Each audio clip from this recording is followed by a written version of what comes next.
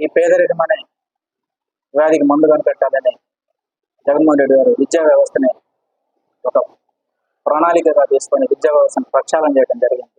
పేద ప్రజలు, SC ST, ముఖ్యంగా ఎస్సీ ఎస్టీ మైనార్టీ వర్గ బీసీ వర్గాలలో పేదలు చదువుకోవాలంటే ఉన్నతమైన చదువు చదవాలన్నా ఒక ఫీజులు ఉండవు, వాళ్ళ డబ్బులు ఉండవు, ఇచ్చేవాళ్ళు ఉండరు.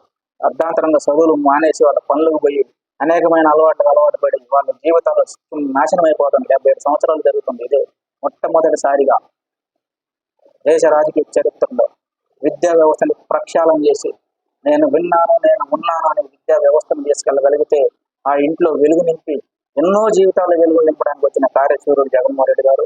మీ పిల్లల భవిష్యత్తు కోసం ఆయన చేసే ప్రతి అడుగు, ఆయన చేసే ప్రతి ప్రస్థానం రేపు రాబోయే రోజుల్లో ఒక దిక్సూచి లాంటిది. కాబట్టి మీరు దయచేసి ఎక్కడ ఎవరికి టెంప్ట్ కాకుండా జగన్మోహన్ రెడ్డి గారికి ఒకటేయండి. మీ పిల్లల భవిష్యత్తు బాగుండాలంటే వాళ్ళ నోట్లో 4 మెతుకులు లాగేసే ప్రతిపక్షం చేస్తా ఉంది. వాళ్ళ చదువులు చిత్రం చేసే ప్రయత్నం కూడా ప్రభుత్వం చేస్తా ఉంది. ఎందుకంటే మేము ఎలాగో చేయలేదు, మిమ్మల్ని మాత్రం ఎందుకు చేయాలనే ఉద్దేశంతో ఈరోజు జరుగుతూ ఉంది. ఈ ప్రయత్నాన్ని మీరు ఆపేయండి.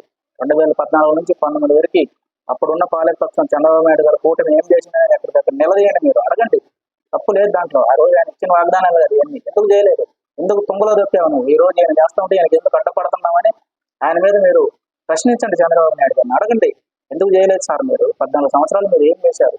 ఎన్ని ఉద్యోగాలు కల్పించారు? మీరు సృష్టించిన సంపద ఎంత? ఎవరికి పంచారు?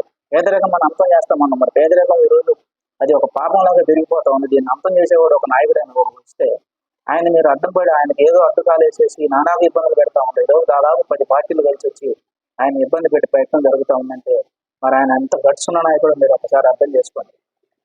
ఎందుకంటే ఇక్కడ ఎవరు శాశ్వతం కాదు, ఎన్ని రోజులు ఉండమనేది ముఖ్యం కాదు, మనం ఏం చేసిపోయాను అనేది ముఖ్యం. మీరు దేశ రాజకీయ చరిత్రలో ఎంతో మంది నాయకులు, ఎంతో మంది మహానుభావులు వచ్చారు. కవులు, కర్షకులు, కార్మికులు, ధనికులు, ధార్మికులు అందరూ ఉన్నారు. ఏ వ్యక్తులు కూడా చేయలేని సాహసం, ఏ నాయకుడు చేయలేని సాహసం ఒకే ఒక్క మగవాడు ఒక్కడ చేసిన జగన్మోహన్ రెడ్డి వ్యక్తి చేశారు. ఈరోజు ఎస్టీ ఎస్టీ మైనార్టీ బీసీ వర్గాలకు సీట్లు 50% దేశ రాజకీయ చరిత్రలో నేషనల్ పార్టీలు తీసుకోవాలని నిర్ణయం తీసుకొని రాజకీయాలకు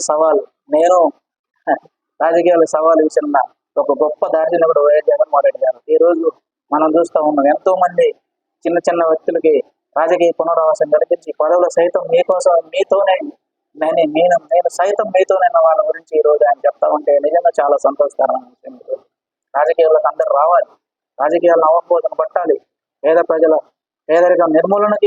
పేదరికం నిర్మూలనకి కొంతమంది పేదవాళ్ళను కూడా చట్టసభలో తీసుకెళ్తే మరి వాళ్ళ ప్రయత్నంగా వాళ్ళు ఏం చేస్తారనే విధానాన్ని కూడా ఈ రోజు ప్రవేశపెట్టిన వ్యక్తి కూడా జగన్మోహన్ రెడ్డి గారే. దీన్ని నిజంగా సెల్యూట్ కొట్టాలి. హర్షించాల్సిన విషయం ఇది. రాజకీయాలు అందరూ చేస్తా ఉన్నారు, 77 సంవత్సరాలుగా చేస్తా ఉన్నారు. కాంగ్రెస్ పార్టీ 50 సంవత్సరాలు చేసింది, బీజేపీ 15 సంవత్సరాలు చేసింది, మిగతా పార్టీలు 10 ఏళ్ళు చేశారు. కానీ ఎక్కడ వేసిన గొంగడి అంటే అక్కడ వేసిన సందాగా ఈ రోజు పేదరికం రూపమాన్యం లేకుండా రూపమాపటానికి ఎవరు ముందు కడగలే. కానీ పేదరికమానికి రూపమే లేకుండా చేస్తానని చెప్పిన గొప్ప సంఘ సంస్కర్త, ఒక యువ నాయకుడు, యువకుడు, ఉత్సాహవంతుడు వైఎస్ జగన్మోహన్ రెడ్డి చేసిన సంకల్పం అది వృధా కాదు. ఆయన చేసే సంకల్పం రేపు వటవృక్షంగా మారి ప్రతి ఒక్కరికి కొంతమందికి నీడనిచ్చే ఒక పెద్ద మర్రి చెట్టులాగా తయారవుతుందని కూడా సభ ఈ మనం చేస్తా ఉన్నాను. ప్రజలారా, ఈరోజు మనం చిన్న మిస్టేక్ చేస్తే మళ్ళీ మన బిడ్డల భవిష్యత్తు చేదారిపోతుంది. ఒక గాజు బొమ్మ చేయి నుంచి కింద పడిపోతే ముక్కలు అయిపోతుంది, మళ్ళీ అతుక్కోలేదు. అలాంటి ప్రయత్నం మీరు చేయొద్దు. ఈ బిడ్డల భవిష్యత్తు కోసం జగన్మోహన్ రెడ్డి గారిని సపోర్ట్ చేయండి, హక్కును చేర్చుకోండి, ఆయన ఓట్లు వేయండి.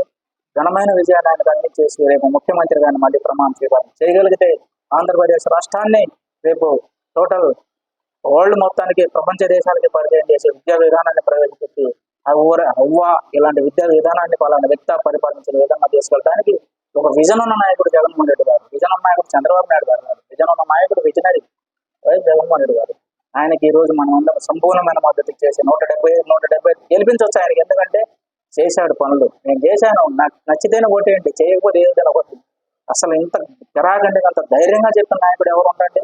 జగన్మోహన్ రెడ్డి గారు. మరి అందుకే ఆయన జగన్ అయ్యారు, అందుకే మనం ఆయన ఓటేయాలి.